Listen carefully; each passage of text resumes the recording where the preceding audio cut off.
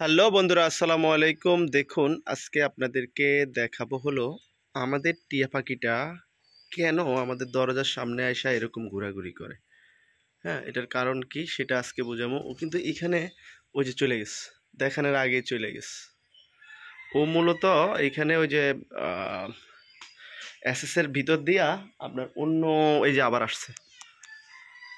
ওরে যখন দেখা যায় ও মনে করে যে আরেকটা পাখি, মানে ওর সঙ্গী মিঠু যেটা মারা গেছে, ও ওরে দেখতে পায়। এই জন্য ও এখানে আইসা এই দরজার সাথে মানে সবসময় মানে এখানে বেশি এখন হাঁটাচলা করে।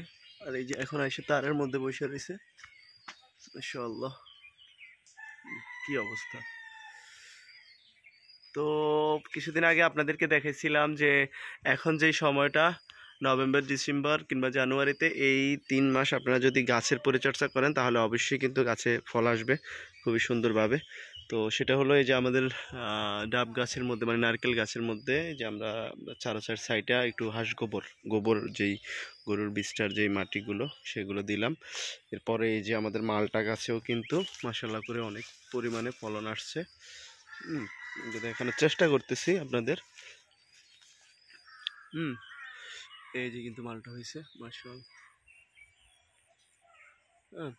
তারপরে এই যে ড্রাগন গাছও কিন্তু নতুন মুকুল আসতেছে, আর পেয়ারা গাছটা সুন্দরভাবে। তো আমরা কি করলাম, এই যে দেখুন, এই যে হেনা এখন ভাইরাল, ওই হেনা এখন এই যে গাছের গোড়ায় দিলাম।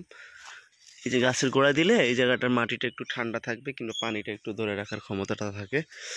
আর এই যে লিচু গাছেও কিন্তু দিছিলাম, গেছেবার কিন্তু লিচু গাছে কিন্তু ফলন হয় না। এবার কিন্তু আপনার এই যে দেখুন, পরিচর্যা করলে আসলে ফলন হবে। এগুলো কলপের গাছ ছিল, অনেক বছর ধরে রোপণ করা হওয়ার পরে ফল হয় নাই। এখন আমি বাড়িতে আইসা এই যে দেখুন মাশাআল্লাহ, প্রত্যেকটা ডালে ডালে আপনার এখন লিচুর ফুল আসছে মাশাআল্লাহ।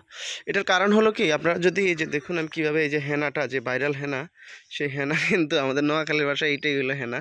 এই হেনা কিন্তু আপনার এই যে গোড়ার মধ্যে দিচ্ছি, কারণ হলো আপনার মানে গোড়ার শিকলগুলো ঠান্ডা থাকবে আর পানি ধরে রাখবে। আর এই যে আম গাছটা তো একই অবস্থা করছিলাম।